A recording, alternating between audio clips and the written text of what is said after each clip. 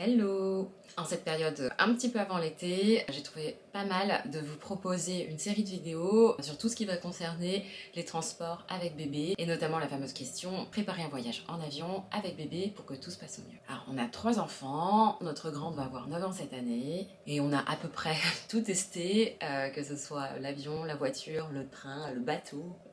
Et il y a presque 10 ans, j'aurais bien voulu connaître toutes ces astuces, ça m'aurait évité bien des péripéties. Et je vais aussi ajouter à tout ça tous les tips que les parents me donnaient en consultation quand je suivais leurs enfants. Alors on va commencer tout de suite avec la première vidéo de cette série, astuces pour voyager en avion avec bébé, mon organisation. Alors avant même de partir, il y a quelque chose à anticiper avant le départ, c'est bien sûr les papiers. Petite story time personnelle pour illustrer tout ça. Il y a 8-9 ans, notre aîné a donc 3 mois et on souhaite se rendre en Corse pour des raisons familiales. On arrive à l'aéroport et c'est qu'à ce moment-là où on se pose la question, mais il ne lui faut pas des papiers à Inès. On venait de prendre le train et là il n'y avait aucun souci. Et ce qui devait arriver arriva, arrivé au comptoir, on nous demande la carte d'identité ou le passeport que nous n'avions pas. Ça peut paraître évident pour, je pense, la majorité d'entre vous, mais je tiens quand même à partager ça parce que au fur et à mesure des années, quand je racontais cette anecdote, il y a pas mal de gens qui me répondaient ah ben non, pas du tout, nous on a eu besoin que du livret de famille. Et donc ça a commencé à me mettre le doute et je suis partie vérifier sur les sites officiels et je vous le mettrai à l'écran. Oui, c'est bien censé être obligatoire, la carte d'identité ou le passeport. Et donc comme c'était pour un motif familial très important, mon mari est parti seul et moi je suis retournée à la maison avec bébé. Et au passage, je tiens à remercier EasyJet pour le vol retour. Donc on avait fait l'aller avec Air France et le retour avec EasyJet. Air France n'avait pas du tout voulu nous rembourser et EasyJet nous avait en revanche complètement remboursé. Donc franchement, trop cool, alors qu'on n'avait pas d'assurance dans les deux cas. Et donc pour Gaspard, donc notre 3e bébé, on a également souhaité se rendre en Corse. On avait prévu ça même avant sa naissance, on s'était dit à ces 3 mois, on aimerait bien. On a de la famille là-bas. Et le problème, c'est que j'arrêtais pas d'entendre que pour avoir ne serait-ce qu'un rendez-vous pour préparer l'obtention des papiers, c'est facile 3 mois. Et à ça, il fallait rajouter plusieurs semaines pour récupérer les papiers. Et on peut pas prendre rendez-vous avant la naissance. Donc je vais vous expliquer comment j'ai fait pour ceux qui se trouveraient dans la même situation. Alors dès la maternité, je me connectais régulièrement. Nous on est à Paris et je vois premier rendez-vous 3 mois plus tard. Alors le premier conseil habituel, c'est de tester dans d'autres villes. C'est ce qu'on a d'ailleurs fait pour nos grandes il y a quelques années. On était allé à Vanves parce qu'à Paris c'était déjà le souci. Et donc même avant d'arriver au guichet, j'entends des gens dire oh, c'est encore rempli de Parisiens. Moi j'étais en train d'arriver. Je sais pas, vous avez qu'à pas être si efficace. Et donc nickel, ils avaient tout bien fait, on avait les papiers pour les grandes. Donc là j'ai voulu faire la même chose, sauf que je me suis rendu compte que au fur et à mesure des années, ils ont franchement diminué le nombre de créneaux qui étaient destinés aux gens qui n'habitaient pas à Vanves.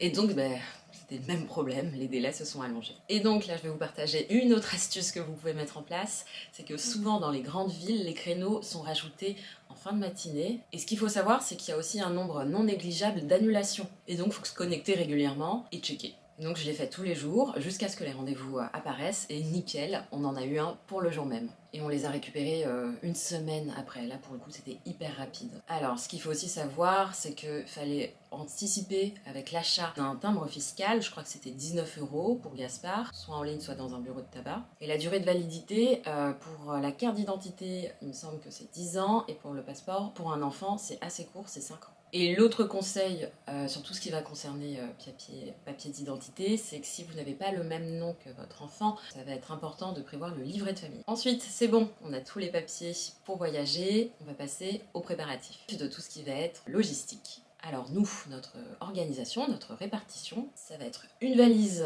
dédiée à bébé. Ça dépend bien sûr de combien de temps vous partez, hein. Là pour le coup c'était plusieurs jours. Donc on avait une valise bébé en soute, son sac à langer en cabine, on avait la poussette, on avait le lit parapluie. La plupart du temps vous n'en aurez pas besoin parce que la plupart des locations en ont. Là on partait chez la famille dans une maison ancienne, dans un village en hauteur, donc ils n'avaient pas ça. Alors j'ai aussi vu beaucoup de personnes prendre leur siège auto. Nous, on a loué la voiture et le siège auto avec. En ce qui concerne la valise pour bébé, j'ai fait une vidéo dédiée. Je vous laisse la consulter si ça vous intéresse. A priori, tout ce qui va être poussette, lit parapluie, siège auto, c'était gratuit. En tout cas, nous, on n'a pas eu de supplément pour ça. Après, ça dépend peut-être des compagnies, mais il me semble bien que pour la majorité d'entre elles, c'est le cas. On avait, en plus, nous, on a pris Air Corsica, on n'avait pas besoin de prévoir de sac pour mettre tout ce matériel dedans. C'est la compagnie qui les fournissait.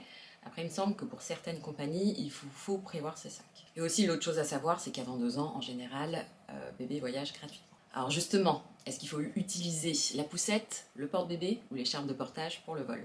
Et il y a différentes écoles. Alors je vais vous présenter les avantages, les inconvénients, et comme d'habitude, vous choisissez ce qui vous convient. Alors ce que je vais voir la plupart du temps, quand je voyage, les parents vont surtout utiliser un porte-bébé. Effectivement, je comprends, ça a plein d'avantages. On a déjà nos sacs, nos valises, le sac à langer. Avec la poussette en plus, ça peut faire un petit peu beaucoup. En plus, on a un petit peu plus de mal à se faufiler avec. Il faut prévoir de la plier avant de monter dans l'avion, en tenant bébé dans l'autre bras, etc. Et bien nous, c'est pas personnellement le choix qu'on a fait. Parce que toujours pour Inès, on est finalement parti en Corse quelques semaines après. Et j'avais fait comme plein de monde, je l'avais pris en porte-bébé. Et là, encore un fail, notre poussette a été perdue.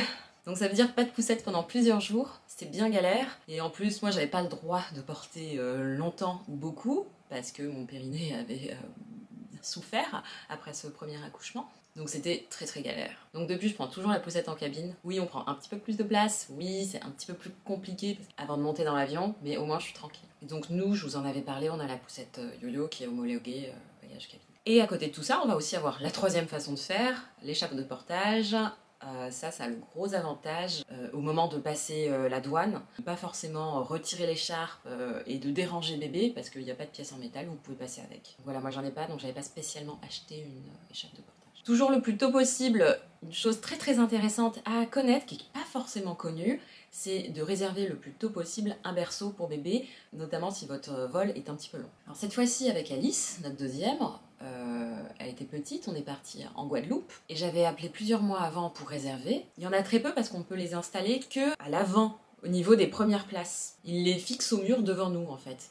Et en plus, un autre avantage, ça nous permet d'avoir plein de places. Je vous mettrai une photo pour voir à quoi ça ressemble. En gros, c'est premier arrivé, premier servi. Ensuite, toujours concernant les préparatifs, ça c'est assez connu, on ne peut pas emporter plus de 100 ml de liquide en cabine. Mais ça, c'est pas forcément connu. On peut dépasser cette quantité pour tout ce qui va concerner nourriture de bébé. Voilà, je fais un petit rappel parce que nous les premiers, pour notre dernier vol, on avait oublié ça et on a dû balancer crème solaire toute neuve. Ça fait toujours énormément de peine. Donc voilà, c'est pas mal de le rappeler. Pour tout ce qui concerne bébé, vous pouvez dépasser cette quantité, mais il le contrôle quand même. Et dans ces cas-là, ça va être très très intéressant, un moment où tout se passe vite, où tout se bouscule, de ne pas avoir à chercher tel truc dans tel sac, tel autre truc dans l'autre sac.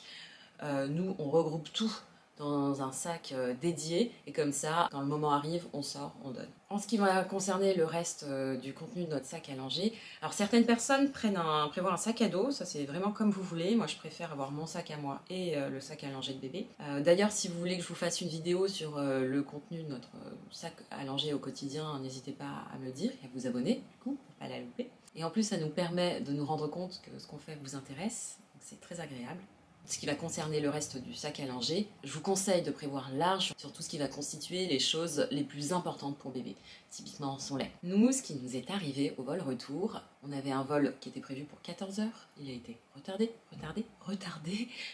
À 21 h, on nous dit finalement plus de vol, vous pouvez rentrer chez vous.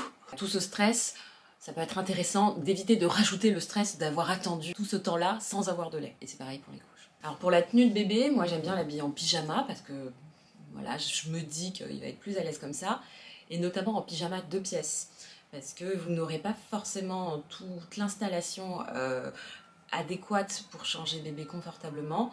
Donc moi je trouve ça beaucoup plus facile de juste retirer le pantalon, changer la couche et remettre le pantalon, plutôt que tout pyjama entier, une pièce. Et pareil pour la tenue de rechange au cas où. On prévoit aussi des sacs poubelles. En plus, ils nous ont servi pour les petits vomitos des grandes pendant notre voyage en voiture, juste après notre arrivée. On prévoit aussi des jeux, alors là, plusieurs écoles, des nouveaux, des anciens, etc.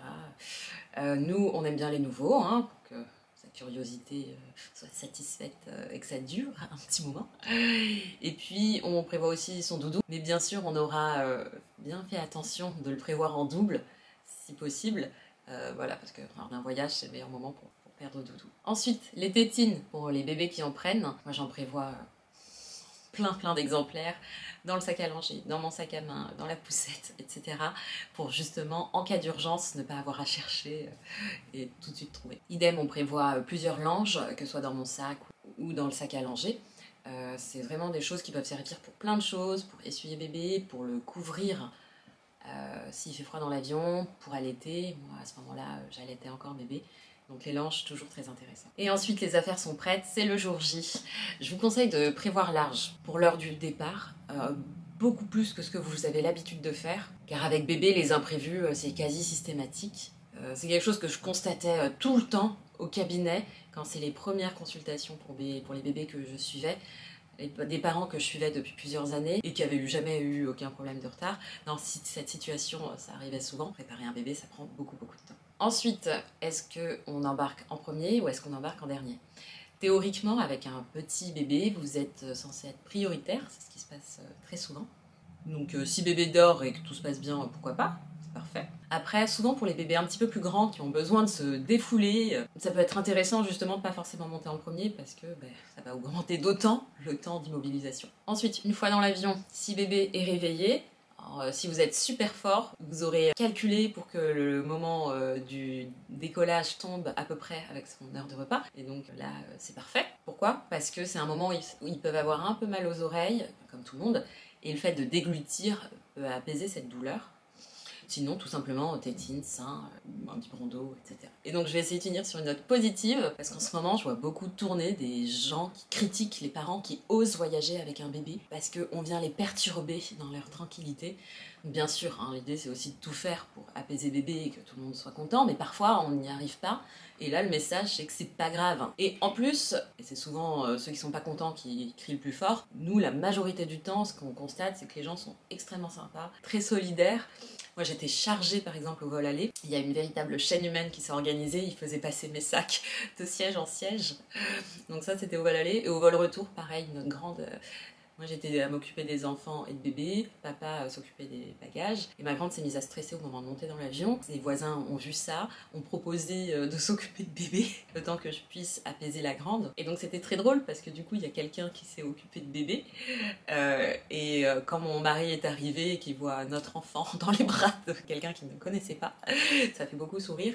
Et puis, ça fait rire ses amis aussi parce que c'est un jeune d'une vingtaine d'années qui disait « d'où ?»